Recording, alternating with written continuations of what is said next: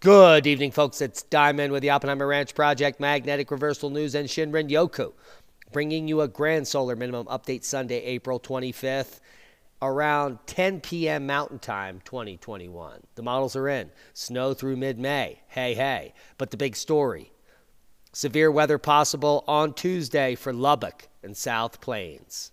Keep calm. It's boom time, severe weather style. A sluggish weather system will produce widespread showers and storms in parts of the plains and Midwest through midweek, and it will be a tweak. Severe storms and heavy rain will take aim. We're going to get to the models in just a second. Severe storms are possible beginning Tuesday, which will be their lose day in portions of Kansas into Texas, the nexus of the Schmexus. Strong to severe storms and locally heavy rain could continue through at least Wednesday. And there you see the lightning bolts on the picture.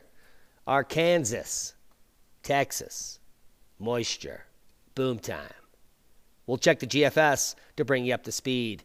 Here's that storm system Monday, moving through, bringing snow to the west. And look at that. Up in the north here, Wisconsin and Michigan are going to be picking up some snow Tuesday. That's their lose day. That storm system moves through the Four Corners region, bringing much-needed moisture and snow on Tuesday into Wednesday. Wednesday, the storms are going to pick up in Texas and Oklahoma. Take a look at those thunderstorms explode right here. Wednesday afternoon, Oklahoma through Arkansas into Missouri. And they spread into Illinois, Indiana. It's in Santa. Look at that. Nice big red spot. All the way down to South Texas here. Those storms will be moving east, and there is your bullseye Thursday noon, Thursday morning in Arkansas. 1005, that low pressure system is, well, that could bring some hail and tornadoes to that region on Thursday. So heads up, that's where the most rain's falling, 6 to 8 inches in that region. And here we are through May 10th. We're seeing some moisture in the Four Corners region, which is good, down through the Sierras and almost all of Nevada picking up moisture. Excellent. Let's look at the snowfall totals. They are not schmodals. Here we are just Tuesday. We're looking at a foot of snow in most of the Sierras, a foot or more in many places in eastern and northeastern Nevada, as well as Utah picking up snow. That snow is going to move into Colorado Tuesday, Wednesday night, and bring much-needed moisture and snow to Arizona, New Mexico, well, the Four Corners region, frankly. There's that heavy system that we saw pass through on the model, and let's just take a closer look at that in Wisconsin. That's going to be showing up Monday night into Tuesday morning, which is why those totals are so high. They're around a foot, maybe close to a foot in northern Mich. Top knot, you're just going to be on the fringe there, unfortunately. But as we move the models through into May, there's still more snow on the way. And even a clipper coming through here in Wyoming and North Dakota mid-May, they could bring, well, it's saying 16 inches of snow and potentially 3 feet here to western Montana. But we'll keep a close eye. Over in Europe, the snow's not stopping anytime soon either. Take a look at Scotland, picking up snow starting April 28th through the 30th, a second system in the beginning of May, and then a third system the second week of May in Scotland. The Alps are going to be continuing to receive snow, and Norway is the big winner, chicken dinner, north of Europe. Seismic update.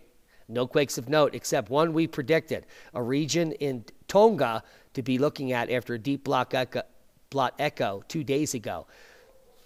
Another blot echo. This is higher at the surface at the same magnitude, 6.4 Al Gore's Bohr, but we should be waiting maybe for an expression of a 7 magnitude on the surface in the next 24 hours. Space weather news update. The CME, boom, has hit. And minor perturbations to the grid. This is the time when it hit here. You can see the speed rapidly increase here. Not much density, though, increase. And so what that results in is a minor geomagnetic storm for 3 hours, geomagnetic instability for 3, and we're leveling off. So not a big CME that hit us or not a lot of material hit us. One or the other. Worldwide Volcano News Update, we have Ibu, Reventador, Sakurajima, as well as Semi-Sopochnoi, Swanosima, Dukono. St. Vincent is quiet, but earthquakes swarm in Kruševik volcano, currently erupting in Fagradosval Mountain. Now, yesterday, 24th of April, an earthquake swarm took place in Kruševik volcano close to the Kelifoten Lake. The largest earthquake had a magnitude of mag 3.1. The second had a mag of 3. Both earthquakes were felt in Reykjavik and other nearby areas. This activity is closer than Reykjavik than other earthquakes. Now, the swarm in question I will show you is here, where there was a little bit of seismic tremor there for a few hours. And a couple more pops coming off here, like a 2.9 and about a 2.3 in the last day and a half. And that is all around the starred region here. There could be some more fissures opening up. We're keeping a close eye for you. Scientists probe the mysterious melting of Earth's crust in Western North America. Fascinating paper coming out. Now, there has been almost no explanation as to why the entire Rocky Mountains, all the way up in Canada, all the way down to Mexico, even exist. Well, actually, they end in New Mexico, supposedly. But that strange rupture pattern or uplift or that pinch point or that swelling, that mountain building event along a spine all the way up the coast, inland from the mid-ocean ridge, hundreds of miles, have led geologists on a wild goose chase to find answers. And we're getting more answers coming out tonight. Scientists probed the mysterious melting of Earth's crust in Western North America. Now, what has been determined is there is a bunch of igneous rock. Intrusive rock, not extrusive. This is not lava flows on the surface. This is an intrusive layer of metamorphic and igneous intrusions that go from Canada all the way down to New Mexico and into Arizona. And these rocks are indicative of low temperature melting in the subsurface. In layman's terms, that means below the crust in North America, inland from the west coast, where the Rocky Mountains are, the subcrust melted because of some event about 30 or 40 million years ago, causing all this low temperature melting to accumulate in laccoliths and batholiths. These are subsurface magma chambers that have lenticular or flat layering. So they come up and they inject into the strata, the sedimentary rock, and they also melt the rock. This is an amazing breakthrough in what's going on. And here's the paper, the North American Cordilleran Anatectic Belt, or the CAB, the CAB. Now, the North American Cordilleran Anatectic Belt, or CAB, is a 3,000-kilometer-long region in the hinterland of the Cordillera, that's the Rocky Mountains, that comprises numerous exposures of late Cretaceous, that's when the dinosaurs went extinct 64 million years ago, to Eocene, around 33 million years ago. So from 64 to 33 million. During that time, the crust was melting underneath by some mechanism. And this is going to give us, well, this is amazing, because I've been looking for a mechanism for the La Garita caldera, which is right near me. It's the largest supervolcano on the planet, second largest actually on the planet, we think, and it erupted at VEI 8. Ocho, like ESPN the Ocho. VEI 8, around, well, they don't know, but they think it's around 28 million years ago. VEI 8. And this is part of this breakthrough study. Now, the study, the North American Cordilleran Anatectic Belt, concludes this. Okay, so let's get there. So we went from late Cretaceous to Eocene intrusive rocks and anatectic rocks associated with crustal melting. As such, it's comparable in size and volume to minor anatectic provinces. Blah, blah, blah, blah, blah, blah. Now, what this says is there's a low temperature melt that's happening between 675 and 775 C, and the only way that can happen is if there was water in the subsurface or some type of flooding event. And so that's quite interesting. Now, the Eocene goes to 33.9 million years ago, and they're saying the La Garita caldera erupted, wait for it, 28 million years ago. So the entire crust along the Rocky Mountain front during the uplift was melted, and then it was a magma chamber the size of Canada down to New Mexico. That's a big magma chamber. And it, I think, all came up at the La Garita caldera. There are multiple other volcanic expressions, but none VEI8. So the majority of this material blew up after it was made for 10 million years, a few million years later, just east of us and north, in an eruption that covered the entire state of Colorado with, well, VEI8 amount of material.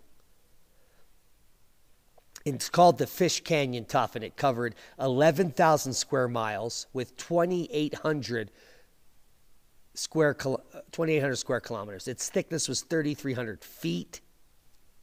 330 feet, not 3,300, sorry. And that's gigantic. So what they're saying is that it was approximately 1,200 cubic miles of debris that fell down on Colorado. 1,200 cubic miles. Compare that to the 0.1 cubic kilometer of Mount St. Helens. 1,200 cubic miles versus 1 cubic kilometer. Therein lies the Fish Canyon Tuff. I'll do a separate video on this because it's very in-depth. Here you're looking at the San Juan Basin, which goes down into New Mexico, all the way up from Gunnison down to where I am here in Pagosa Springs. These are the calderas. This is the opening of the volcano that blew out the tuff out in this region. The largest supervolcano, second largest known on the planet. It makes Yellowstone look like a fart. And here we are, the caldera is somewhere in this region. This is evidence of that tuff and its extension all the way from Utah all the way up to Denver. Amazing. There's just so much work to do and so many things to talk about. I don't know where to begin. But let's talk about how this relates to our current situation. How about we do that? And what you're looking at in red is cosmic ray flux for the last 500 million years. Blue is the detrended biodiversity, and that means the number of genera or species on the planet. You could see here that, well, about 60 million, between 60 or 70 million years ago, we had a huge drop down in the amount of species on Earth. 60 million years ago. This is the extinction of the dinosaurs at 64. And it stays pretty low all the way up through about 50 million, 40 million. And then here you see the drop down into the biodiversity probably when that caldera erupted. Now, the cosmic ray spike is around 50 million, and they're claiming it erupted around 28 million, which is on the drop down here, at the same time as the drop down in genera. So there's no direct link to this graph here, except in the drop down in genera during that massive eruption.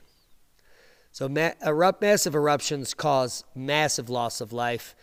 Here is a major drop down that's caused by an asteroid impact. And they want you to believe that we're all burning up due to climate change. It's completely nonsensical. As well as this title, Woman Swallowed by a Python as She Checked on Her Cornfield. Now, as we looked into this data, she's not the first woman to be eaten by a python. Just last year, in the same region, another woman was eaten by a python checking on her corn. Wow. Who would have thunk? Now, this 20-foot python struck her, choked her to death, and ate her whole. And they found the animal 20 hours later with her body inside. Absolutely mind-blowing. MIT researchers say you're no safer from the indoors at 6 feet or 60 feet in a new study challenging social bullshit policies. Check it out. I'll leave a link. This is massive. Shadowy DARPA-linked company took over a huge chunk of Pentagon's internet in Inauguration Day mystery. What's going on there? Pink Moon is the first supermoon of 2021. When to see it? Certainly not the Chauvin trial. That'll be tomorrow night, 11:33 p.m. Eastern Time. That's the boom moon, the pink moon, which is pink because of pink creeping phlox that bloom at this time. Now, if I can implore you, it's not to social distance or wear your face panty. It's to learn how to grow food now. And you'll be doing that outside. Unless you're in a city, then you're going to be doing it inside. But it's your own home, so you still don't need that stuff. What you do need is seeds, soil, and some kind of container. And that's how you get growing. You want to know more facts? I'm going to leave you links to a quick guide to growing your own food. And when I mean quick, I mean that's it. That's your guide. Because I know people like it terse, like I do. And how to plant food in your backyard for a healthy harvest. Just a few pages and links to learn everything you need to know. How and why to soak seeds. Vegetables that grow in the shade. Maximize your space. Choose the best crop. How to start seeds. Growing vegetables from scratch. This could save your life, your neighbor's life, your entire community. And also, simply walking into the woods, maybe even barefoot, could also save your life if you're suffering from ailments that the current dysfunctional pharmacopoeia cannot cure. It's called Shinrinyoku. It's a proven science that's been around for decades. And I just posted a 1-hour documentary from the scientist that authored one of the first papers and wrote one of the first books on Shinrinyoku, called Shinrinyoku. Forest bathing, seeking wellness through nature.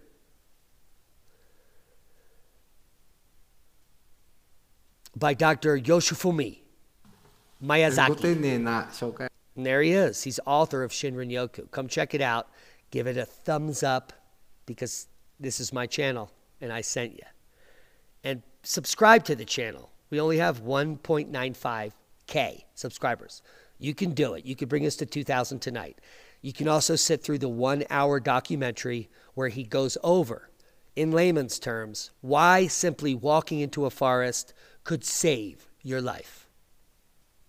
That's boom. To knowledge. Hope you got something out of the video. Proper prior planning prevents piss poor performance.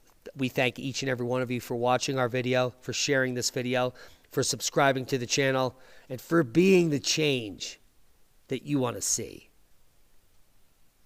One thing at a time, one step at a time, one day at a time. You can do it. Start to grow food today. Learn a new skill and be safe. We love you. Click on one of the other boxes to gain more knowledge. And we'll see you over at Oppenheimer Ranch Project in just 5 days. Because that's when we're not banned anymore. We love you. That's boom.